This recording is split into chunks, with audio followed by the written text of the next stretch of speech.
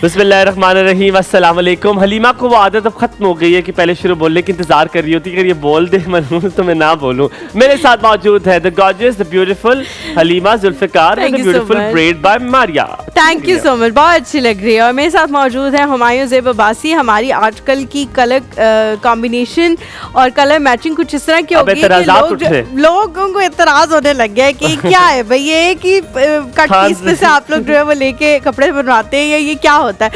ऐसा नहीं होता, हम लोग एक दूसरे से पूछते जरूर है कि कौन सा कलर होगा, लेकिन I just said pink. हाँ, he just said pink, ठीक है। अब वो कोई भी पिंक हो सकता है, but in my mind I knew somehow कि ये हुमायूं को यही पिंक होगा जो हुमायूं जो तो पता मुझे light pink yes, because obviously कोई डार्क पिंक या इस तरह के कपड़े हुमायूं के पास मौजूद नहीं है और ना ही उसको बहुत ज्यादा पसंद है। तो मैंने भी सोचा कि ये जो है मैं कर लूं। अच्छा, बाल जो है वो आज मैंने बॉबी की फरमाइश पे बनवाए हैं, क्योंकि उसने मुझे कहा कि जी आपने बहुत ऐसे से कोई बंधे हुए बाल जब आप बनाती हैं बड़े अच्छे लगते हैं, तो आप जो है कोई ब्रेड बना ले। लेकिन बनाए मारिया ने, तो मारिया को बहुत अच्छी ब्रेड सारे खराब किए। Just let you know. नहीं, अगर मैं इसको पीछे करूंगी, मैं पीछे करूंगी तो बिल्कुल ठीक होगा। हाँ, लेकिन क्योंकि मैंने साइड पे किए हुए थे और मेरे बाल जो है वो लेयर्स में कटिंग हुई हुई है, तो उसकी वजह से वो थोड़े निकले हुए जो है। अच्छा, आज का मौजूद बहुत मजेदार सा है। अक्सर हम जब हर माँ बाप को ये ख्वाहिश होती है कि उनके बच्चों की जो है वो शादी हो जाए और जल्द से जल्द हो जाए, और जब भी शादी होती है तो अगला सवाल माँ बाप का ये होता है कि उए की आवाज़ कब आएगी, कब मैं मस्जिद लेकर जाऊंगा किसी बच्चे को। पता नहीं क्यों आप किसी घर के मोहल्ले के बच्चे को ले जाए मस्जिद, सवाब मिल जाएगा, उंगली पकड़ के ले जाए किसी को भी लेके जाया जा सकता है। लेकिन of course on a serious note, अगर मजाक की बात थी, लेकिन उनका एक अरमान होता है, एक चाहत होती है कि वो अपने बच्चों के साथ खेलें अपनी जिंदगी में। वो कहते हैं हम चले जाएंगे, उसके बाद किया तो क्या ही फिर जिंदगी का मकसद रह जाएगा।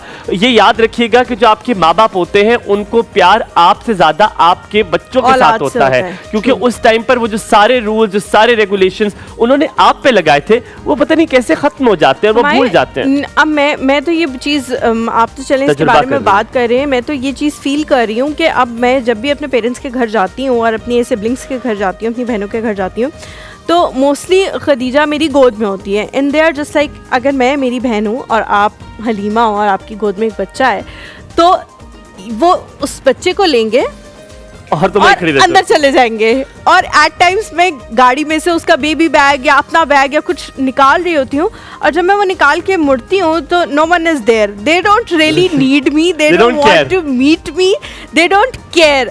इवन ये कि अब मेरे साथ ये भी होता है कि जब भी कभी कॉल आती है, हम लोग, आपको पता है कि हम बहनें जो हैं वो वीकेंड पे एक दिन अपने पेरेंट्स के घर इकट्ठे होते हैं, तो अगर कभी मेरी कोई बहन ना आ सके या मैं ना आ सकूं, तो दे जस्ट वांट कि खदीजा जो है वो आ जाए। मेरी बहनें जो हैं, क्योंकि मेरा घर बहुत करीब है, तो वो आते जाते हुए वो रुक जाती हैं और वो कहती हैं हमें एक दफ़ा दिखा दो, या इवन ये कि वीडियो कॉल आती है। लेकिन मैं स्पेसिफिकली अभी एट द मोमेंट पेरेंट्स की बात आपके माँ बाप होते हैं। अब जैसे हलीमा अक्सर बताती है कि उसकी मदर और उसके वालिद उसको जलील कर रहे होते हैं कि तुम्हें बच्चा संभालना नहीं आता, और वो बातें कर रहे होते हैं जो हलीमा पर वो कर चुके हैं, लेकिन वो कहेंगे नहीं ये गलत थी, तुम नहीं करो बच्चे के साथ, इस पे ना करो, ठीक है। एंड वन थिंग, लेकिन हुमायूं वो भी मुझे अच्छा लगता है, मुझे होता है कि उन्होंने जो सख्तियां करनी थी वो हमारे साथ, हंसी आती होगी तुम्हें कि यार क्या कर रहे हैं। उनका काम यही बनता है कि वो बच्चों के साथ प्यार। और ये याद रखें, फिर क्या होता है कि जब अपने घर में बहू आती है तो आप उसके पे एक्सपेक्ट करते हैं कि कब बेटे की औलाद होगी और आपको वो बच्चा देगा, पोता पोती या नवासा नवासी से नवाजेगा। ठीक है, अगर बेटे का है तो पोता पोती होंगे, लेकिन मसला ये हो जाता है हम जैसे ही बच्चा नहीं होता तो आप फौरन लड़के को एक मशवरा देते हैं, एक काम करो 4-5 साल हो गए, दूसरी शादी कर लो।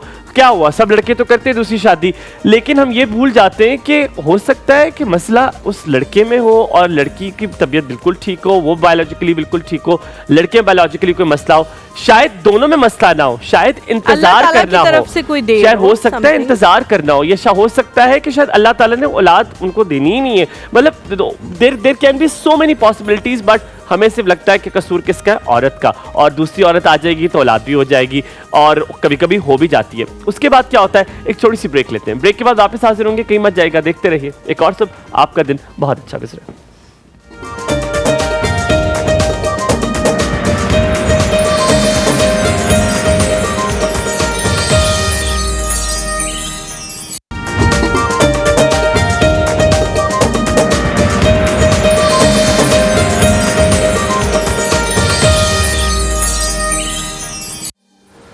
जी welcome back to the show. Break पे जाने से पहले हम लोग बात कर रहे थे बच्चों के हवाले से कि बच्चे घर में हर इंसान को बहुत अच्छे लगते हैं और अपनी नस्ल को आगे बढ़ता देख के और भी ज़्यादा दिल में खुशी होती है, लेकिन एट टाइम्स हम लोग बहुत ज़्यादा क्रूल हो जाते हैं, इस तरह की बातें कर देते हैं जो नहीं करनी चाहिए। हो सकता है अल्लाह ताला ने आगे जाके उनके नसीब में औलाद लिखी हुई हो। कुरान पाक की एक आयत है, मुझे सही तरह याद नहीं है इसलिए मैं नाम नहीं कोट करूँगी उस आयत का, लेकिन उसका तर्जुमा जो है उसमें अल्लाह ताला ये कहता है कि मैं जिससे चाहता हूँ बेटे अता करता हूँ, जिससे चाहता हूँ बेटियाँ अता करता हूँ, जिससे चाहता हूँ दोनों अता करता हूँ और जिसे चाहता हूँ नहीं अता करता। तो इसमें एट टाइम्स किसी का कसूर नहीं होता, ना लड़के का ना लड़की का, किसी का भी नहीं। अल्लाह ताला की तरफ से ही कोई इस तरह की मसलहत होती है। ज़रूरी नहीं है कि आप हम लोग इस तरह की बातें करेंगे किसी का दिल जो है वो दुख सके। बिल्कुल ठीक है। और मैंने जाने से पहले एक सवाल मैंने कहा था कि वो उस औरत पे जो है वो सारा इल्ज़ाम लगा देते हैं और उस मर्द पे नहीं लगाते। क्यों? बिकॉज इट्स वेरी ईजी, क्योंकि बाहर से फॉरेन एलिमेंट आपके पास आए, एक एलिनेटेड खातून है जिसके साथ आपका खून का रिश्ता नहीं है, तो बड़ा आसान होता है उस पर तोहमत लगाना, उसको लान तान करना, उसको बुरी बातें सुनाना। लेकिन अपने बेटे पे जब करेंगे तो यकीनन आपको ये पता होगा जवाब भी वापस आएगा, और ऐसा तगड़ा जवाब आएगा बेटा दूर भी हो जाएगा, बेटा चला जाएगा। और जाहिर बात है जब भी मर्द जात परस्ती की बात आती है और मर्दानगी पे कोई बात आती है तो मर्द सबसे पहले इनसिक्योर फील करता है। तो माशरे के सारे अवामिल जो है मद्देनजर रखते हुए हम उसको बेनिफिट ऑफ डाउट देकर उस पर कोई इल्ज़ाम नहीं लगाते। लेकिन आज हमने इस हवाले से बात की है, अक्सर बहुत सारी बीमारियां होती हैं जिनका इलाज भी होता है और इलाज मुमकिन भी होता है। ये भी इनमें से हो सकता है किसी एक को बीमारी हो जिसका इलाज मुमकिन हो। इसी हवाले से बात करने के लिए आज जो बहुत बड़ा मसला है उसके बारे में हमने बात करने के लिए उनको बुलाया है जो होम्योपैथिक से इसका इलाज करती हैं। और उनके पास ना कि सिर्फ इसका इलाज है इनफर्टिलिटी का या बांझपन का खाली, बल्कि उनके पास इलाज PCOS का भी है, उनके पास इलाज जितने भी इस बांझपन से जितने भी रिलेटेड मसाइल हैं वो उन सब से रिलेटेड उनके पास सारे जवाबात भी मौजूद है। आज उनसे बात करेंगे, बड़ी डिटेल बात करेंगे। इससे पहले उन्होंने हमें अंडरस्टैंड किया, कुछ ऐसे सवाल थे जो हमने उनसे कह दिया कि हम आपसे पूछ नहीं पाएंगे, लेकिन वो इलाज भी करती हैं उसका, एंड फेयर इनफ। लेकिन आज आपकी मुलाकात करवाएंगे, बहुत खूबसूरत लग रही है डॉक्टर अफशा से, हमारे साथ मौजूद है। अस्सलाम वालेकुम। और सफेद लिबास वैसे मुझे बड़ा बड़ा पसंद है, बहुत अच्छी लग रही है। अस्सलाम वालेकुम। अस्सलाम वालेकुम। कैसी हैं आप डॉक्टर अफशा? बिल्कुल ठीक। आप कैसे हैं? वेरी गुड मॉर्निंग, प्लीज बैठिए। Thank you. डॉक्टर अफशा, आपका नाम जो है बड़ा कॉर्नर आपने वो उस कोने में आपने बैठना है। जो डॉक्टर अफशा बहुत ज़्यादा माशाल्लाह खूबसूरत लग रही हैं, लेकिन इसका जो सेहरा है वो हमारी मेकअप की टीम को जाता है। बिल्कुल, बहुत अच्छा मारिया पे जाता है। मारिया और बॉबी पे, मारिया एंड बॉबी। पर आपने माशाल्लाह लिबास भी बहुत खूबसूरत पहना हुआ है। Thank you. और यू लुक वेरी नाइस। अच्छा, मुझे सबसे पहले हाँ बिल्कुल कंफर्टेबल होके बैठ जाए, लेकिन मैं साथ साथ अपने ऑडियंस को ये भी बताऊं कि डॉक्टर अफशा जो है वो बड़े तहम्मुल मिजाज से आपको हर बात बड़े समझाने के तौर पे सिखाएंगे। तो यानी कि आप, मुझे लगता है जो मियाँ बीवी आते होंगे उनकी आधी काउंसलिंग भी कर देती होंगी कि बिल्कुल। मैं आपको बताऊं, सॉरी आपका नाम? हुमायूं जी। हुमायूं। बहुत सारे कपल्स होते हैं, उन्हें दवाइयों की ज़रूरत नहीं होती, उन्हें काउंसलिंग की ज़रूरत होती है, और थोड़ा सा उनके घर वालों को काउंसलिंग की ज़रूरत होती है कि जो मेरी बहनें, जैसे मैं भी दादो हूँ और मैं इस वक्त सास भी हूँ, तो वो थोड़ा सा टाइम देना चाहिए बच्चों को। शादी के फ़ौरन बाद जो आप एक प्रेशर बिल्ड कर देते हैं घर पे, लड़की की वालदा हो या लड़के की वालदा हो, प्रेशर दोनों तरफ से। एज अ डॉक्टर आपसे पहला छोटा सा सवाल है, एज अ डॉक्टर क्या कोई वक्त दरकार होता है? जैसे हमने खवातीन के लिए, और ये हमें मुझे पता है बायोलॉजिकली सबको पता है कि एक एज तक ओवरीज प्रोड्यूस कर सकती हैं खवातीन। सो फिर भी उसको अगर मैं भी इसको हाईलाइट ना रखूं, ठीक है, eggs, thank you very much for correcting me. लेकिन यहाँ पर अगर मैं सबसे पहला आपसे सवाल ही पूछूं, क्या शादी के फौरन बाद बेबी कर देना इज हेल्दी, लाइक कुछ ही महीनों बाद, या आपको थोड़ा सा वक्फा देना चाहिए? कोई मेडिकली भी इसका बैकग्राउंड है? अच्छा, मेडिकली तो इसका बैकग्राउंड नहीं है। उसमें देखें ना कि अल्लाह ताला अगर आपको फर्स्ट डे में या फर्स्ट मंथ में या सेकंड मंथ में आफ्टर मैरिड करम फजल कर देता है तो इट्स ओके, ठीक है।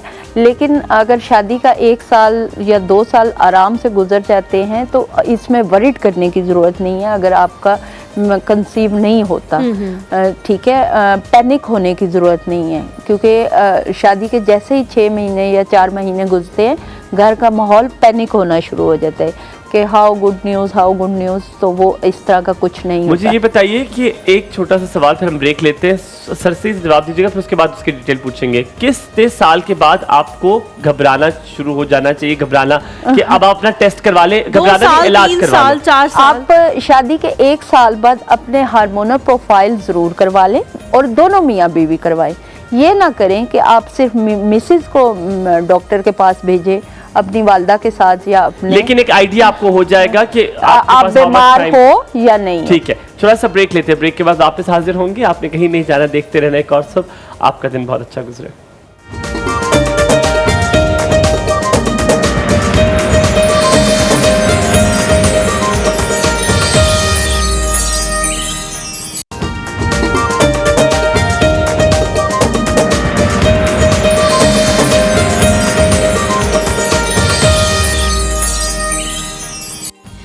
जी welcome back to the show.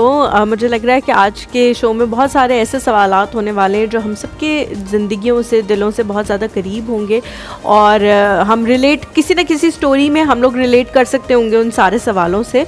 अच्छा डॉक्टर अफशा, एक तो आपने बता दिया कि साल तक अगर आप प्लान कर रहे हैं और नहीं हो पा रहा कंसीव, तो फिर आप अपना एक हार्मोनल चेकअप साल के बाद करवा लें। कुछ ख़वातीन की उम्र ऐसी भी हो जाती है जिसमें कहते हैं कि जी अब इसके बाद जो है ना खतरे की घंटी बज रही है। फॉर सपोज 30+, 35+, लोग कहते हैं जी अब जो है वो ये मसला भी हो गया कि तुम्हारी एज ज़्यादा हो गई है, क्योंकि एक टाइम के बाद ऑब्वियसली इनफर्टिलिटी आना शुरू हो जाती है। तो वो क्या, और आजकल हम ये भी देखते हैं कि हमारे माशरे में शादियां भी थोड़ी लेट हो रही हैं। वो क्या एज है जिसके बाद आपको सोचना चाहिए कि या तो फ़ौरन से आप कंसीव कर लें, या अगर नहीं हो पा रहा है तो आप अपने टेस्ट की तरफ जाएं, क्योंकि अब एज ज़्यादा बढ़ गई है। देखें, जो लड़की की एक हेल्दी मैरिज लाइफ टाइम है ना, वो है 22 से 25। It's very good. मेरी तो 26 साल की उम्र में शादी हुई थी। वो देखें अल्लाह ताला खैर करे। देखें, जो निकाह का वक्त एक मुकर्रर है वो ठीक है, नहीं मेडिकली पॉइंट ऑफ व्यू से हम एक बात कर रहे हैं, बाकी तो नसीब जब खुलता है या होता है तो वो एक सिलसिला रहता है। लेकिन जब हम +2 35 हो जाते हैं ख़वातीन स्पेशली, तो उसके बाद उनका AMH लेवल नेचुरली डाउन जाना शुरू हो जाता है। अब जब वो डाउन जाना शुरू होता है तो आपको फिर डॉक्टर शॉपिंग करने का टाइम थोड़ा ख़त्म हो जाता है, क्योंकि मेजॉरिटी ख़वातीन में ये होता है ना कि 1 महीना, 1 हफ़्ता, 10 दिन एक डॉक्टर की दवाई खाई, 10-15 दिन दूसरे की, इट्स अ नॉट सेटिस्फेक्शन, और देन के भी मुझे प्रेगनेंसी नहीं हुई और दूसरे डॉक्टर के पास। तो वहाँ पे आपको स्टॉप करने की ज़रूरत होती है कि आप मुस्तकिल एक डॉक्टर के पास जाएं और अपना ट्रीटमेंट प्रॉपर करवाएं। और सबसे बड़ी बात ये कि औरतों को ये चीज़ होती है कि वो डॉक्टर्स के पास जाने के बाद वो अपने हार्मोनल प्रोफाइल टेस्ट नहीं करवाती। वो जाने के बाद मेरे पास अगर कोई कपल आता है, मैं दोनों मियाँ बीवी को देखती हूँ। तो गायनी के किसी डॉक्टर के पास अगर कोई हस्बैंड एंड वाइफ जाते हैं, तो वो हस्बैंड जो है वो वेटिंग एरिया में वेट कर रहे होते हैं। एक तो एज अ डॉक्टर हमें दोनों मियाँ बीवी से मिलना चाहिए, दोनों को करना चाहिए, दोनों के हार्मोनल प्रोफाइल करवाने चाहिए, और दोनों को ही ट्रीटमेंट की अगर ज़रूरत है तो दोनों का ट्रीटमेंट करना चाहिए। अच्छा खैर, इसमें मैं थोड़ा सा मर्द हज़रात की भी साइड लूँगी। ज़रूरी नहीं है कि वो बेचारे वहाँ पे अपनी खुशी से वेट कर रहे हो। एट टाइम्स डॉक्टर्स ही कहते हैं कि आप भाई मत आए अंदर, आप प्रिवेसी दें। हो सकता है मैंने इससे कोई ऐसा सवाल पूछना हो कि घर में आपसे काम तो नहीं ज़्यादा कराया जा रहा, समथिंग ऐसे। ज़रूरी नहीं है कि वो लोग बेचारे नहीं जाना चाह रहे, वो टाइम पे जाना चाह रहे होते हैं, सब कुछ है। और एक और चीज़, माशाल्लाह से हम एक ऐसे कंट्री में रहते हैं जहाँ पे जो गायनी के जहाँ भी पेशेंट्स बैठे हुए होते हैं, वो कहते हैं आप क्यों बैठे हुए हैं, आप उठे जैसे, यहाँ आपको नज़र नहीं आ रहा, हालांकि जगह खाली होगी, वो कहेंगे आपको नज़र नहीं आ रहा यहाँ पे औरतें बैठी हुई हैं, वहाँ बाहर जाके खड़े हो, बाहर जाके। तो वो बेचारे शर्मिंदा हो जाते हैं और बाहर से जाते हैं। यही बात है, बहुत अननेचुरल सा प्रोसेस है जो जिंदगी में कभी नहीं हुआ, पहली बार होने वाला है। किसी को उसके बारे में पता ही नहीं है, तो छुपा लो। मैं एक बात बताऊं, ये ठीक है, हमारी नॉर्म्स है, आप उनके सेपरेट रूम्स बना दें, बिल्कुल ठीक है, आप मर्दों की खवातीन की, लेकिन मर्द की भी इन्वॉल्वमेंट पूरी रखें। डॉक्टर साहिबा, अब सवाल ये है, मुझे बताइए, अगर खुदा न खास्ता बांझपन है, इसका पता कैसे चलता है कि क्या क्या वजूहात हो सकती है? क्या बांझपन जेनेटिक भी होता है? बिल्कुल जेनेटिक भी होता है। अगर अब मेल्स में अगर हम बात करें तो मेल्स में बाय बर्थ एजोस्पर्मिया भी हो सकता है, ठीक है, लेकिन वो डायग्नोज तब भी होगा जब आप एक मैरिड लाइफ की तरफ आओगे, या आप 15 से 16 साल की उम्र में मम्स का शिकार हो जाएंगे, या आपका टेस्टोस्टेरोन लेवल चेक होगा, या सीमेंस एनालिसिस 18 साल के बाद का, अगर कोई इतनी एजुकेटेड फैमिली है तो वो करवाती है, तो उन्हें पता चलता है कि उनके स्पर्म नील हैं और ये वो, और उसमें मैं अपने खवातीन का पता लग सकता है पहले और से खवातीन में भी before pregnancy sorry before marriage तो नहीं पता चल सकता, Diagnose लेकिन डायग्नोज ये ज़रूर हो सकता है कि जैसे आपका मुख्तलिफ टाइम पे अल्ट्रासाउंड होता है, जैसे कुछ खवातीन में पीरियड्स आते ही नहीं हैं या पीरियड्स इनरेगुलर होते हैं, हार्मोनल इश्यूज यानी हेयरिंग स्किन होना शुरू हो जाती है, बाल बहुत ज़्यादा आना शुरू हो जाते हैं, तो फिर उस सूरत में हम ठीक है। डॉक्टर साहब अब जब वापस आएंगे तो आपने दोनों तरह के बताया कि दोनों में क्या क्या मसाइल आ सकते हैं, लेकिन आपसे परसेंटेज पूछूंगा कि दोनों जेंडर में किस में आपने एक्सपीरियंस किया ज़्यादा मसाइल आते हैं, क्योंकि हमें सिर्फ लगता है कि सिर्फ खवातीन में मसाइल ज़्यादा आते हैं और मर्द में कोई इक्का दुक्का होगा, ये लोग कहते हैं। हम थोड़ा सा ब्रेक लेते हैं, ब्रेक के बाद वापस आते हैं, इस हवाले से पूछें, कहीं मजा आएगा। देखते रहिए और सब, आपका दिन बहुत अच्छा गुजरे।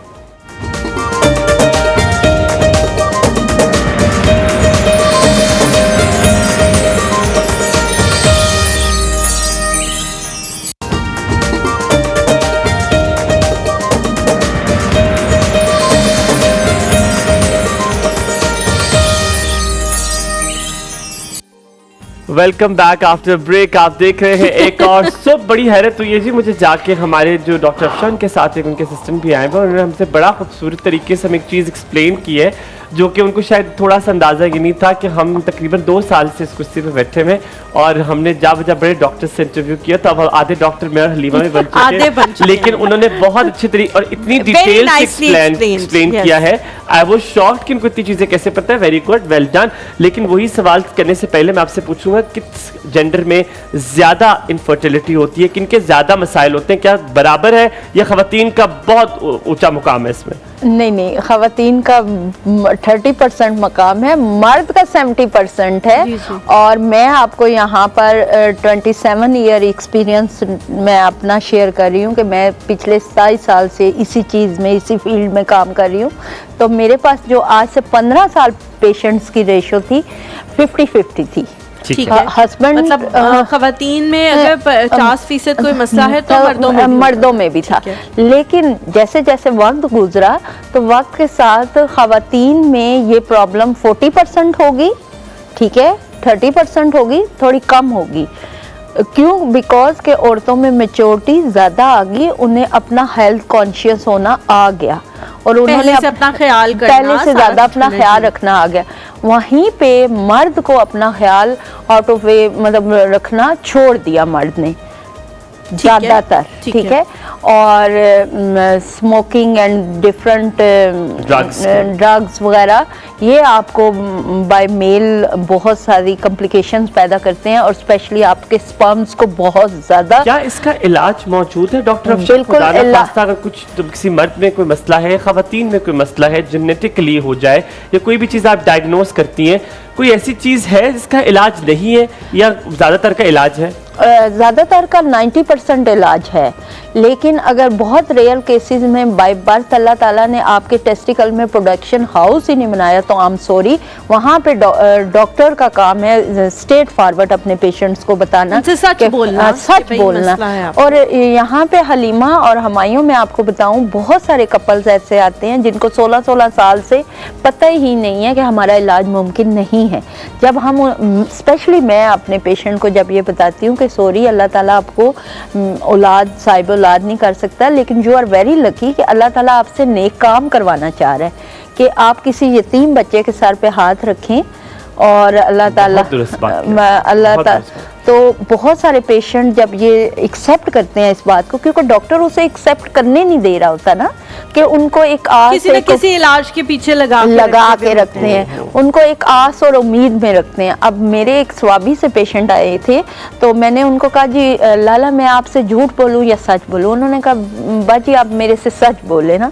तो मैंने कहा सच ये है कि आप कभी बाप नहीं बन सकते, लेकिन अगर आप किसी बच्चे को पालेंगे ना तो शायद अल्लाह आपको उसका बहुत अजर दे। और लिटरली हलीमा आप यकीन करें, अल्लाह ताला ने उनको अपने भी 2 बच्चे दिए हैं। ये मैं आपको 12 साल पहले की बात बता रही हूँ। माशाल्लाह माशाल्लाह। और उन्होंने अपने कजन या कोई फैमिली में 2 बच्चे खुद भी लिए। और मैंने आज तक देखा है, आपकी माजरत के साथ बात कट रही है, और आपने भी देखा होगा जितने लोग यहाँ बैठे हैं, मैंने आज तक देखा है जिस इंसान को औलाद नहीं हुई, उसने कोई बच्चा अडॉप्ट किया, उसके कुछ अरसे बाद अल्लाह ने उसको दे दिया। I have always seen this। वो एक इम्तिहान का वक्त होता है, और इम्तिहान पे जब आप पूरे उतरते हैं, अल्लाह ताला की उम्मीदों पे आप पूरे उतरते हैं, तो अल्लाह ताला आपको भी कभी भी खाली हाथ नहीं रखता। यू रिमेंबर मैंने आपको कुछ दिन पहले बताया था एक वाक्य, मैं आप लोगों के साथ शेयर करता हूँ। हमारे घर में स्टाफ मेंबर हैं, उनका नाम परी है, ठीक है, उनको परी बाजी हम कहते थे। तो परी बाजी के घर, उनके घर औलाद नहीं थी, ठीक है। अब हुआ ये कि उनके घर पे कोई शॉपर में बच्चा रख के फेंक गया था छत पे, जो आपने बताया, मैंने बताया था, और फेंक गया था।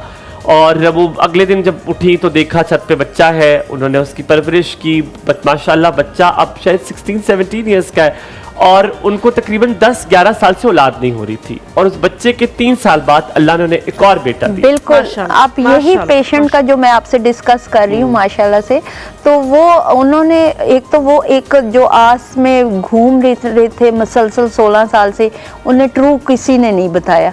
अब वो नेकी का अजर उनको मिला, और अल्लाह ने फिर उन्हें अपना cyber.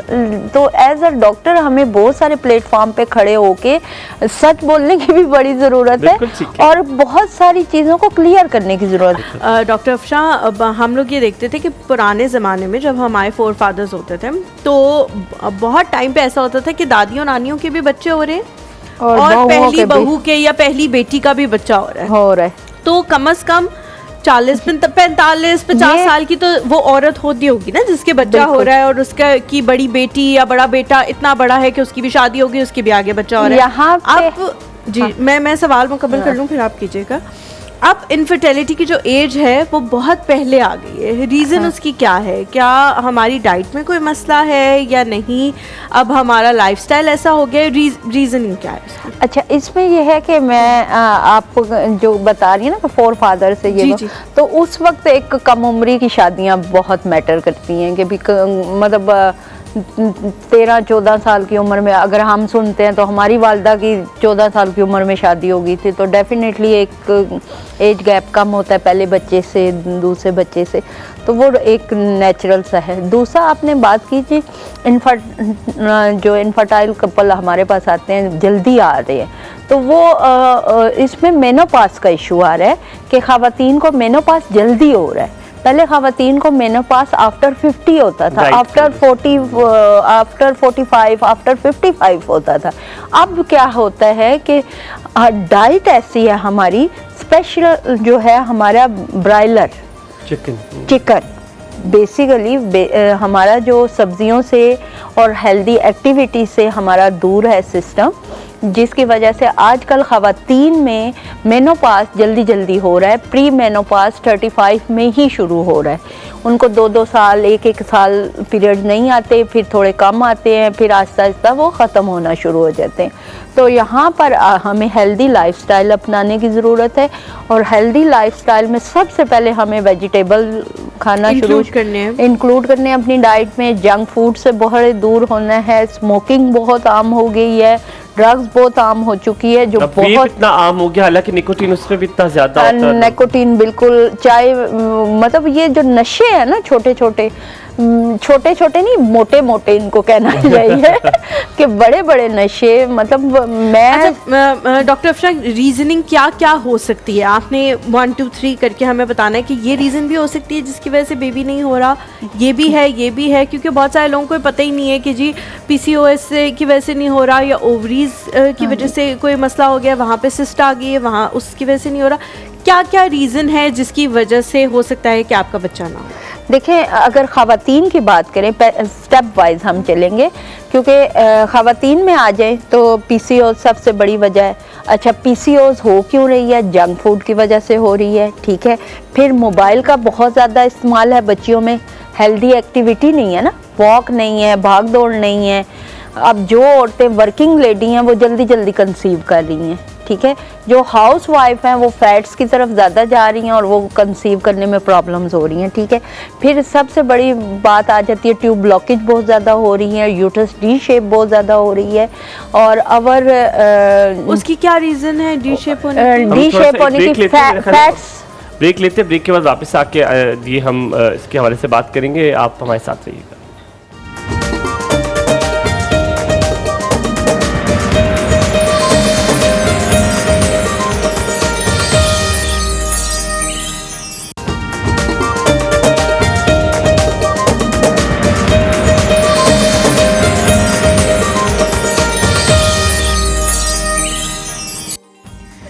Welcome back after break. आप देख रहे हैं एक और सुबह। अच्छा, हम आपसे पूछेंगे, अक्सर हमने दीवारों पे देखा है कुछ इस तरह के जुमले लिखे हुए होते हैं अजीब अजीब से, आप अंदर आ जाएं, ये मर्दाना, मतलब कोई भी इस तरह की कोई, मतलब I will not name it because हमारा फैमिली शो है, इस तरह की चीज़ मैं नहीं कहूँगा, लेकिन अक्सर दीवारों पे अजीब से इश्तिहारात, बंगाली बाबा कुछ कर देगा और ये कर देंगे, और वो मेडिकेशन पे चले भी जाते हैं लोग, जड़ी बूटियाँ खाना भी शुरू कर देते हैं और ऐसी सी चीज़ें खाते। मैं एक ऐसी चीज़ को जानता हूँ कि वो लोग उसका मतलब कहते हैं कि ये खा लो तो जिंदगी में, मैं कह देता हूँ शिलाजीत के बारे में, लोगों के बारे में इस तरह की, हालांकि इट इज जस्ट जड़ी बूटी जो प्रोटीन आपको देती है, it gives you protein, minerals, nutrients and that's it, जो आपको खानों से मिल सकते हैं।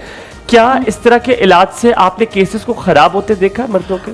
99% ऐसे मेल्स हैं जो सेल्फ मेडिकेशंस करते हैं, वो नहीं बताना चाहते कि अपनी बीवी को या अपनी फैमिली को कि भाई हम बीमार हैं या हमें कोई बीमारी है। और सबसे बड़ी बात ये मेल्स में, अगर मेरा मैसेज सब तक पहुंचना चाहिए कि जो बेऔलाद हजरात हैं, अगर आप में अल्लाह ताला ने कोई कमी छोड़ी है तो ये इसमें इट्स नॉट योर फॉल्ट, ठीक है, ये अल्लाह की तरफ से है। जिस तरह अल्लाह ताला ने जिगर ख़राब कर दिया है, जिस तरह फेफड़े हैं, गुर्दे हैं, अल्लाह ताला कोई भी बीमारी अल्लाह ताला की तरफ से, हाँ, ये वन ऑफ डिजीज है। और सेकंड, इसके डायग्नोसिस सिस्टम, यानी आप अपने हार्मोन्स के टेस्ट करवाएं, जो सिंपल एक ब्लड के टेस्ट से पता चल जाता है। मेरे डॉक्टर साहब से 2 सवाल पूछते हैं इसी के साथ के, मुझे सिर्फ इजाज़त दीजिएगा। एक सबसे पहला सवाल मुझे ये बताएं, मोटापे से क्या दोनों जेंडर्स में इसमें मसला आ सकता है? अगर आपने वेट बहुत पुट ऑन कर लिया है तो क्या बेबी कंसीव करने में या बेबी को प्रोड्यूस करने में या एग प्रोड्यूस करने में, दोनों में से किसी को मसला आ सकता है? बिल्कुल। अगर ख़वातीन में फ़ैट्स हैं और लोअर बेली फ़ैट्स बहुत ज़्यादा हैं तो उनमें वही हम बात कर रहे थे कि यूटर की शेप चेंज हो जाती है, क्योंकि फैट्स आ गए ना, चर्बी की एक लेयर्स आ गई, प्रेशर पड़ गया, तो वो अंडे को डेवलप करने में उसको, यूटस को स्पेस नहीं मिलेगी, ओवरीज बल्की हो जाएंगी, यूटस बल्की हो जाएगी, तो आपको कंसीव करने में 50% 60% प्रॉब्लम होएगी। अगर आपके हस्बैंड हेल्दी है तो शायद इतनी प्रॉब्लम ना हो, लेकिन अगर औरत मोटी है तो उसको बेबी कंसीव। छोटा सा सवाल इसी के साथ है, जो सिस हो जाती है खवातीन को, क्या सिस का ताल्लुक है प्रोड्यूस करने से या कंसीव करने से? अगर खुदा ना खास्ता किसी को सिस्ट हो जाती है तो? अगर किसी खातून को सिस्ट हो जाती है, पॉलिकल सिस्टल ओवरीज के साथ बहुत बेशुमार बच्चियां, अनमेरिड बच्चियां भी इस चीज़ का शिकार हैं। वही पीछे हम वो हेल्दी लाइफस्टाइल की जैसे बात कर रहे थे कि जंक फूड जो बच्चियां ले रही हैं आजकल, जो 14 साल की बच्ची है जिसको पीरियड्स अभी शुरू हुए हैं और वो अपनी डाइट में देखे तो वो पिज़्ज़ा और बर्गर्स के अलावा आजकल की बच्चियां कुछ नहीं खा रही, तो it's a very dangerous point कि भी आगे आने वाले वक्त में 18 साल की उम्र में या 20 साल की उम्र में वो पीसीओएस का शिकार हो जाएंगी, ठीक है, सिस्ट का शिकार हो जाएंगी। सिस्ट बेसिकली एक पानी का बबल होता है जो आपके यूट्रस के अंदर भी बन जाता है और राउंड अबाउट भी बन जाता है, और वो अगर यूट्रस के अपर पोर्शन पे होता है तो फिर तो आपको कोई प्रॉब्लम नहीं होता कंसीव करने में, लेकिन यूट्रस के अंदर होता है तो डेफिनेटली आपके एग को भी नहीं स्पेस मिलती, आपकी ट्यूब्स भी ब्लॉकेज होने की तरफ जा सकती हैं, यूट्रस इन्फेक्शन बहुत ज़्यादा हो जाता है, ऐसी बच्चियों को यूटीआई का प्रॉब्लम बहुत ज़्यादा खवातीन में हो जाता है। ठीक है, ठीक है। तो अच्छा, बहुत सारे लोग जो है ना वो जब भी कोई इस तरह की बीमारी से लोग आपको रिकमेंड करें, जब आप डॉक्टर के पास जाएं और वो आपको रिकमेंड करें कि आप जी इसका ऑपरेट करा लें, तो लोग बहुत ज़्यादा डर जाते हैं कि भाई ऑपरेशन के बाद पता नहीं ठीक हो भी, सिस्ट के हवाले से भी। तो क्या ऑपरेशन के अलावा भी इसका इलाज है, क्या दवाइयों से या इस तरह की चीज़ों से भी इलाज मुमकिन है ताकि ऑपरेट ना हो? My mother had it and you're so right. It is something very dangerous. Dangerous भी मेरी बहुत अम्मा का था और बहुत dangerous मुश्किल ऑपरेशन था बिकॉज इट वाज समवेयर जहाँ पे था। हाँ, और चांसेस भी डॉक्टर्स जो हैं वो पहले ही कह देते हैं कि ऑपरेट करने में चांसेस जो हैं इनके सर्वाइवल के बहुत ज़्यादा कम है या इस तरह की चीज़ें, तो खानदान बहुत डर जाता है। एक छोटा सा ब्रेक लेते हैं, फिर मैं आपसे सवाल पूछूंगी, कहीं मत जाइएगा हमारे साथ।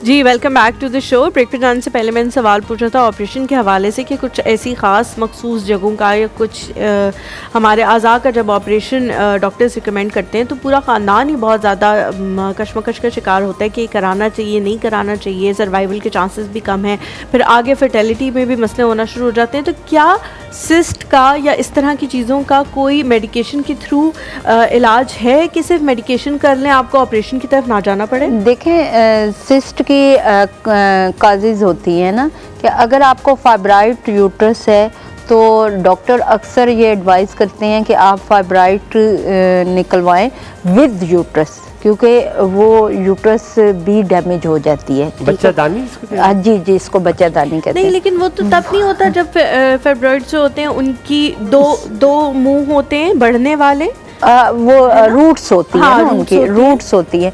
अब वो डिपेंड पेशेंट के भी, पेशेंट की कंडीशन वेरी करती है। दूसरी बात ये कि सिस्ट जो होते हैं, पानी के बबल भी होते हैं, चॉकलेट सिस्ट भी होती है, इसमें खून की सिस्ट भी होती है, ब्लड की थैली सी बन जाती है, तो वो जो है ट्रीटेबल है, वो मेडिसिन से कवर हो जाती है, एम्प्यूल से कवर हो जाती है। और वो आपका रुबेला IgG पॉजिटिव हो तो उसको भी नेगेटिव कर दिया जाए तो वो भी ठीक हो जाती है। लेकिन अगर उसका साइज बहुत ज़्यादा, जैसे आप बात कर रहे थे कि भी इंक्रीज हो जाए, बड़ा हो जाए, फिर ऐसी पोजीशन पैदा हो जाती है कि भी operate he last and final हल रह जाता है। हलीमा ने आपसे जब सवाल पूछा था तो सर्जरी का पूछा, उसके बगैर हो जाएगी। इसी से एक सवाल में रिलेट करना चाह रहा हूँ। डॉक्टर साहब, आप होम्योपैथिक का इलाज करते हैं? जी बिल्कुल। यूजुअली लोग बहुत कम आते हैं इस चीज़ की तरफ, लेकिन अगर ऐसी बीमारी जिसका वो प्रोलॉन्ग वेट कर सकते हैं वो तब होम्योपैथिक के पास जाते हैं। सदाकत सी बात पर है कि वो तब जाते हैं। लेकिन जब इस तरह की बात होती है तो सबसे पहले आपका इरादा होता है कि आप उस डॉक्टर के पास जाए जहाँ पे जल्दी जल्दी इलाज हो, जहाँ पे जल्दी जल्दी दवाइयाँ आप खाएं और फौरन से आप कंसीव करना शुरू हो जाए। अच्छा, तो होम्योपैथिक का क्या ये जो कॉन्सेप्ट है स्लो रिएक्शन, क्या ये अभी भी है या ये सिर्फ बातें? ये सिर्फ बातें हैं। अभी जो होम्यो का आप देखें तो हमारा जो ट्रीटमेंट है वो 6 से 8 हफ्ते का है, किसी भी चीज़ का, मतलब 1.5 से 2 महीने के अंदर। 1.5 से 2 महीने। ये जो कॉन्सेप्ट बना हुआ है स्लो स्टडी और मतलब विंडर रेस, ये इट्स अ वेरी रॉन्ग कि भी आपका जो है होम्यो है बड़ा सुस्त है। बिकॉज रीज़न ये है कि जेन्युइन मेडिकेशन यूज़ ही नहीं होती। वो जो पहले हमारे एक बुज़ुर्ग होम्योपैथ्स और ये वो गो के उनकी बहुत अच्छी प्रैक्टिस थी, लेकिन पेशेंट भी आता रहे और हम भी बैठे रहे, वो वाला सिलसिला था। लेकिन अभी होम्यो ने बड़ा तरक्की कर लिया और बड़ी अच्छी मेडिकेशन है। अगर जेन्युइन फॉर्म में दी जाए तो विद इन 6 to 4 वीक में हमें तासरात। और पहली बात ये कि पेशेंट के टेस्ट नहीं करवाए जाते, जबकि मेरी प्रैक्टिस में यह है कि मैं डे फर्स्ट पेशेंट के टेस्ट करवाती हूँ और आफ्टर मेडिकेशन 10 to 20 डेज फिर टेस्ट करवाती हूँ। जिस मेडिसिन ने आपको अच्छा या बुरा असर करना होता है विद इन 1 वीक करती है, ये कंफर्म। डॉक्टर साहब, ये एक ऐसी फील्ड है जिसमें मौज़ात जो हैं वो इंसान रोज़ाना की बुनियाद पे देख रहा होता है कि आप लोग कभी हो सकता है किसी को कह के चले जाएं कि नहीं जी अब आप कंसीव नहीं कर पाएंगे, वो वही बंदा आपके पास कुछ ऐसे बात आए बिल्कुल ऐसा होता है। देखो हमारी फैमिली में भी एक इस तरह की खातून जो है वो मौजूद है जिनकी ऑपरेट के बाद उन्होंने कहा जी अब आपको बच्चा नहीं हो सकता। उन्होंने फिर जब कंसीव किया वो उस डॉक्टर के पास गई कि आप तो कह रही थी मेरे तो टेस्ट पॉजिटिव आ रहे हैं, तो उन्होंने कहा जी ये मिरेकल बेबी है, ये अल्लाह ताला की तरफ से आपके लिए एक इनाम है। होते हैं इस तरह की चीज़ें। क्या किसी की उम्मीद बांधे रखना, जैसे आप कह रही थी कि लोग जो हैं वो डॉक्टर्स उनकी उम्मीद बांधे रखते हैं, क्या कभी कभी इस वजह से भी उम्मीद बांधे रखनी चाहिए ताकि वो अल्लाह ताला की रहमत से कहीं ऐसे ना हो जाएं कि हाँ भाई नहीं हो सकता तो कुछ भी करने की ज़रूरत नहीं है, या डिप्रेशन में ना चले जाएं, इसलिए भी क्या उम्मीद दिए रखना कभी कभी ज़रूरी हो जाती है? देखें हलीमा, एज अ डॉक्टर जिस सीट पे आप बैठे होते हो तो आपको काउंसलिंग की बड़ी ज़रूरत होती है अपने पेशेंट की, ठीक है। अब मैं आपको यहाँ पे वही बात बताऊँ कि पेशेंट जब अब अगर एक मर्द है एज़ोस्पर्मिया का पेशेंट है, उसके स्पर्म बिल्कुल नील है, वो नहीं बाप बन सकता, तो उसको ये कहना कि आप बाप नहीं बन सकते तो चुप करके बैठ जाओ, no.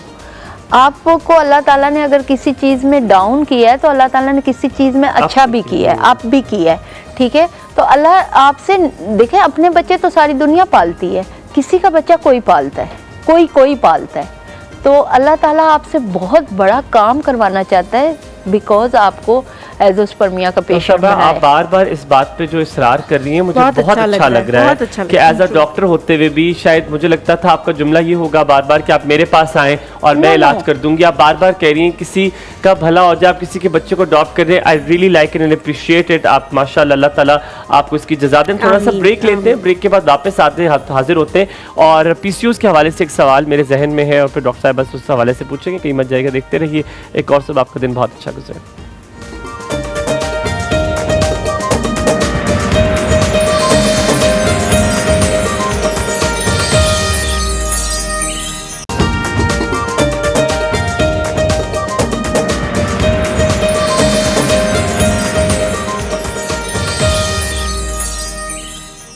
Welcome back after break. आप देख रहे हैं एक और सुब और डॉक्टर अफशा हमारे साथ मौजूद है। डॉक्टर अफशा, पीसीओज एक बहुत अहम मसला है जो यंग बच्चियों में आपको जावजा नज़र आता है, लेकिन जब उनको इलाज के बारे में कहा जाता है तो अक्सर डॉक्टर उनको सर्जरी बता देते हैं, लेकिन माँ बाप डरते हैं कि अगर ये सर्जरी हो गई तो ये बच्चा आप कंसीव नहीं कर सकती, तो शादी कौन करेगा, क्या मसला होगा। ये एक बहुत बड़ा मसला उनके जहन में आ जाता है। जब खुदा ना खास्ता पॉलीसिस्टिक ओवरीज का मसला हो तो क्या इनका इलाज सिर्फ सर्जरी है, और क्या अगर सर्जरी नहीं मेडिसिन भी है और अगर सर्जरी खाली इलाज है तो क्या ये बात सच है कि उसके बाद वो कंसीव नहीं कर सकती? नहीं, कंसीव बिल्कुल कर सकती हैं, चाहे वो ट्रीटमेंट करवाती हैं और उससे ठीक होती हैं तब भी कंसीव कर सकती हैं इंशाल्लाह। और देखें बच्चा देना ना खुदा का और इंसान का इंतहाई पर्सनल मैटर है। क्या बात की, माशाल्लाह, क्या बात। इसमें कोई किसी भी दुनिया के किसी भी डॉक्टर के पास ऐसी दवाई नहीं है, चाहे वो एलो में है, होमियो में, हिकमत में, किसी भी फील्ड में ऐसी दवाई नहीं है कि वो आपको दे और वो गोली खाने से आपका बच्चा हो जाए। बिल्कुल ठीक है। ऐसी दवाई किसी भी डॉक्टर का, हाँ आपके हाथ में शिफा ज़रूर हो सकती है, आपको AMH लेवल कम है वो ज़्यादा हो सकता है, लेकिन फिर उसके बाद भी हुन व यकून अल्लाह मियां जब रहमत का एक टाइम करेगा वो ही होगा। एक बात। सेकेंडली ये कि जो बच्चियों में आप कह रहे हैं PCOS का इशू हो रहा है, पहली तो बात ये है कि पकड़े ना ब्रायलर को और छोड़ दे ठीक है। बहुत पसंद है मुर्गी मुझे। हाँ यही बात है ना, अब बच्चियों में बात हो रही है, बच्चों में बच्चों में खा सकते हैं। हाँ, नहीं बच्चों में भी नहीं खा। नहीं देखिए डॉक्टर साहिबा जो है वो किसी भी चीज से इस तरह से मना नहीं कर रही है, वो कह रही ब्रायलर खत्म करो। हर चीज की ज्यादती जो है बहुत बुरी है। देखिए आप देखिए नो ब्रायलर, तो अब आप नहीं खाओ। देखिए मेरी बात सुने, देखिए एक चीज़ है ना, आप सुबह उठे मतलब नाश्ता लिया जो भी लाइट सा जो भी व्हाटएवर, लेकिन दिन में भी आपने स्किप कर दिया काम में इधर उधर, लेकिन रात को डेफिनेटली आप बर्गर खाओगे, आप पिज़्ज़ा खाओगे, आपका लाइफस्टाइल नहीं होगा, मेरा नहीं होगा, लेकिन मेजोरिटी 90% घरों का बच्चों का यही है। 5 बजे के बाद उनको वो क्या कहते हैं क्रेविंग शुरू हो जाती है, ठीक है। अब मैं भी माँ हूँ, सास हूँ, मतलब घर में एक एनवायरनमेंट ऐसा है, दादी भी हूँ, वो माशाल्लाह मेरा छोटा सा ही है लेकिन माशाल्लाह। तो कहने का मकसद ये है कि क्रेविंग शुरू हो जाती है, तो ये जो बहुत ज़्यादा चीज़ों का इस्तेमाल है ना कि वो गलत है। फिर जब हम PCOS की बात करें तो ये आपकी लाइफस्टाइल चेंज करने से नेचुरली ख़त्म भी हो जाती है। जो बच्चियाँ सलाद का ज़्यादा इस्तेमाल करती हैं, देखिए मेडिसिन मसले का हल नहीं है, मेडिसिन आपने जितने देर खाई आप ठीक रहेगा, इतना देर मसला हल रहा। आपने मेडिसिन छोड़ी, अपना वही डाइट खाना शुरू कर दी, आप फिर वही वहीं के वहीं खड़े हैं साल बाद, तो फिर तो आप ना ठीक हो ना। कोई खातून नहीं कर सकती, अभी कोई एक सिचुएशन मैं आपको बताता हूँ, हाइपोथेटिकल सिचुएशन, इसमें आपने भी डायग्नोज कर दिया है कि खातून के साथ मसला और मर्द के साथ मसला नहीं है, तो यकीनन उस मर्द के पास पहला ऑप्शन आएगा कि मैं दूसरी शादी करूँगा, ठीक है, that will be the first option, he is going to get it कि मैं दूसरी शादी करके करूँ, मैं I am going to conceive the baby. क्या उसको आप स्टॉप कर सकती है और कह सकती है नहीं, जो खातून मेरे साथ मौजूद है, जो आपकी पहली बीवी है, उनका इलाज हो सकता है और इलाज से ठीक हो सकती है? क्या ये ज्यादातर केसेस में होता है या बहुत कम ऐसे केसेस हैं? क्या इसकी परसेंटेज भी कम है? देखें 90% खवातीन ठीक हो जाती हैं। पीसीओएस का इशू है, यूट्रस फाइब्राइड है, यूट्रस का ट्यूब ब्लॉकेज है, वो बिल्कुल ठीक हो सकता है। ओवरीज प्रीमेच्योर है, एग प्रीमेच्योर है, वो बिल्कुल ठीक हो सकता है। आपको लोकोरिया या यूट्रस इन्फेक्शन की वजह से प्रेगनेंसी नहीं हो रही, यूटीआई का प्रॉब्लम है, उसकी वजह से प्रेगनेंसी नहीं हो रही, ये तो 3-3, 4-4 हफ्ते के छोटे छोटे स्मॉल कोर्सेज हैं जो करने से आप कंसीव करने की तरफ चले जाते हैं। लेकिन यहाँ पे पॉइंट दूसरा एक ज़रूरी है कहना कि यहाँ पे औरत को पकड़ लिया जाता है। मैं सॉरी माजरत के साथ कहूँगी कि भी तुम बीमार हो। तो आजकल जो मैंने स्टार्ट में एक बात कही थी कि आज 15 साल पहले 50-50 एक रेशो था और आजकल 70-30-40 चल रहा है, ठीक है, यानी कि 60-70 मेल्स बीमार हैं जो कि शाये करते हैं, जो कि बताते नहीं हैं और सेल्फ मेडिकेशंस कर रहे हैं। सेल्फ मेडिकेशन आपको बहुत डैमेज करती है। डेफिनेटली आपका हार्मोनल टेस्ट नहीं हुआ, आपका टेस्टोस्टेरोन का टेस्ट नहीं हुआ, आपका हाइड्रोल का टेस्ट नहीं हुआ, आपका प्रोजेस्टेरोन का टेस्ट नहीं हुआ, आपका सिमन्स एनालिसिस नहीं हुआ, आपने वैसे ही उठ के ताकत की दवाइयाँ खाना शुरू कर दी। डॉक्टर साहब एक छोटा सा सवाल मैं पूछूंगा, सिर्फ एक छोटा सा सवाल मेरे ज़हन में आ रहा है। डॉक्टर साहब अब ब्रेक लेनी है? अच्छा हम ब्रेक लेते हैं, ब्रेक के बाद वापस हाजिर होंगे। जस्ट लिटिल क्वेश्चन, आप देखते रहिए एक और सब, आपका दिन बहुत अच्छा गुजरे।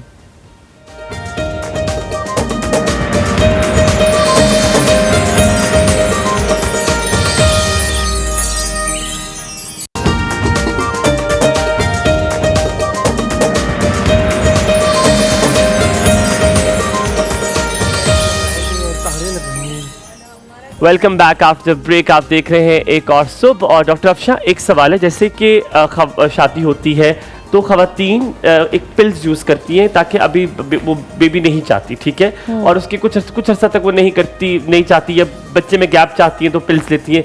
अक्सर बुजुर्ग कहते हैं कि इस पिल्स की वजह से अब तुम्हारा बच्चा होगा ही नहीं। ये बिल्कुल 110% ठीक कहते हैं। ये आप ट्रू बात मैं बता रही हूँ। देखो एक नेचुरल हार्मोन्स आपका रिलीज हो रहा है, एक नेचुरल हार्मोन्स आपका रिलीज हो रहा है, ठीक है, आप उसको कंट्रोल कर रहे हैं, हाँ ठीक है। मेल्स अगर एहतियात करें तो उनको इतना लॉस नहीं होगा और औरत को भी लॉस नहीं होगा, लेकिन इंटरनली इंजेक्ट आप अगर कोई चीज़ करते हैं या इनहेल करते हैं, कोई मेडिसिन खाते हैं, तो वो आपका हार्मोन सिस्टम जो इस तरह जा रहा है वो इस तरह जाना शुरू हो जाएगा, अपोजिट चलना शुरू चीज़ें होंगी ना, तो वो डेफिनेटली बेटा आपको परेशान करेगा। अच्छा डॉक्टर साहब, और प्रेगनेंसी ना होने की बहुत सारी वजूहात ये भी है। मेरे पास ऐसे कपल आते हैं कि जो शादी के शुरू के 2 साल 3 साल उन्होंने एहतियात की, अब जी 5 साल हो गए, अब 6 साल हो गए, अब तो हो ही नहीं रहा, तो ये भी रीजन है। डॉक्टर साहबा, कुछ बीमारियां ऐसी होती हैं जो मर्द हजरात में होती हैं, वैसे तो आजकल हर किसी में ये हाइपरटेंशन है, शुगर है, ये जेनेटिक की सारी बीमारियां जो हैं वो आपको तोहफे में मिल जाती हैं अपने वालिदैन से, लेकिन उसकी वजह से भी मसले मसाइल होना शुरू हो जाते हैं। वो कौन कौन सी बीमारियां हैं जिनकी वजह से इनफर्टिलिटी आ सकती है, ये या देर या ये चीज़ें हो सकती हैं, और इनसे कैसे बचा जा सकता है? अब शुगर अगर है या ब्लड प्रेशर है तो उससे तो पीछा नहीं छुड़ाया जा सकता, तो उसको साथ साथ लेके आपको क्या क्या करना चाहिए ताकि ये मसले ना? देखें ये मैसेज मेरा उन तमाम यंगस्टर्स के लिए है, आप सुन जिनकी अभी हैप्पी लाइफ शुरू होने वाली है, मैरिड लाइफ शुरू होने वाली है या शुरू हो चुकी है। देखें अगर आपको पता है कि आपके फैमिली में आपके फादर को, आपके फोर फादर को शुगर है या ब्लड प्रेशर है, तो डेफिनेटली आफ्टर 40 आप में भी आएगी। तो आप अभी 25 के हो या 30 के हो तो आपको शुगर होने के बाद शुगर छोड़नी है, तो शुगर होने से पहले शुगर छोड़ देना। क्या बात की आपने डॉक्टर साहब?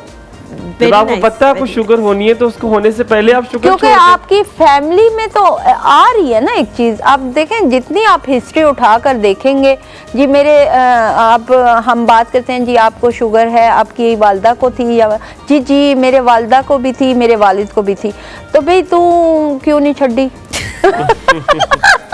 सांस निकली है डॉक्टर साहिबा के अंदर से।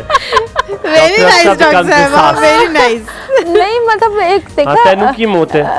मतलब अब 1000 कैलोरीज 1 पेप्सी बॉटल में होते हैं, तो ये हर एक जाहिल से जाहिल बंदे को भी ये पता है कि भी एक सॉफ्ट ड्रिंक्स में इतना शुगर लेवल होता है। और इतने शौकी से हम मतलब देखो हम क्या पढ़े लिखे हैं, आजकल के जो बच्चे हैं वो क्या पढ़े लिखे हैं कि वो कहते हैं नहीं कुछ नहीं होता, कुछ नहीं होता। कैसे क्या करते हैं? कुछ नहीं होता। हाय क्या बात है डॉक्टर साहिबा। अच्छा, ये जो चीज है ना ये मैं एक्सपीरियंस कर चुकी हूँ। जब तुमने मिस की है जो डॉक्टर साहब मैंने कर लिया, गड़गड़ की उन्होंने आवाज निकाली है। मैं जब गई अपने टेस्ट वगैरह कराने तो उन्होंने मुझसे पूछा कि जी बच्चे के ग्रैंड पेरेंट्स में से किस किस को कौन कौन सी बीमारियां हैं, तो मैंने चारों के आगे लिखा कि जी हाइपरटेंशन है उन चारों को। तो हाँ कैंप 2, तो मैंने चारों के आगे लिखा हाइपरटेंशन। तो उन्होंने मुझे कहा कि आपने बात सुने ना मेरे मियाँ को, आपने अगर इनको टेंशन दी, वो जो नर्स में ब्लड प्रेशर चेक करी थी, तो मैं आपको हाइपरटेंशन कर दूंगी। अच्छा नर्स माशाल्लाह कुदरती तौर पे काफी बदतमीज होती हैं। ये हर अस्पताल में ये कुदरत ने उनको ये तोहफा दिया होता है कि आप उनसे सीधी बात करें, हाँ क्या चाहिए। वो प्रिविलेज होती है कि वो खानदान के ना बुजुर्गों की तरह हो जाती है, जो सब कुछ कह भी देते हैं, उनकी बात का कोई बुरा भी नहीं बनाता। हलीमा आप कुछ सोचे कि इस अस्पताल में मैं जाता हूँ, it's a very different kind of hospital, it's a government hospital, ठीक है, लेकिन वहाँ भी नर्स मुझे लगा कि शायद वहाँ की नर्स अच्छी होगी। आप उसे कह दो ना कि आके जरा को चेक कर ले, आ रही हूँ ना। मैंने कहा यार आप तो बंदूक मार रही हैं। आप तो किसी जाके कहे ना बड़ी बाजी है, जैसे कोई ऑपरेशन के बाद पेन होता है तो आप कहते हैं जी उनको पेन किलर लगा दें, पैनाडोल दिए ना, सब्र करें अभी आप, या कुछ भी वो और या वो कहेंगी होगी ना, ऑपरेशन हुआ है तो पेन तो होगी। पेन के बगैर तो नहीं हो सकती। हाँ तो लेडीज जेंटलमैन आपको कहेंगे कि बहुत बहुत शुक्रिया, आप बहुत अच्छी भी लग रही हैं, thank you so very much आपने आई। लेकिन अगर आपके साथ कोई कांटेक्ट करना चाहे तो मुझे ये बता दें कि किस तरह आपके साथ कांटेक्ट कर सकते हैं। पिंडी में एक ही चीज मशहूर है, सेवर and doctor Afsha Khan, Afsha medical centre.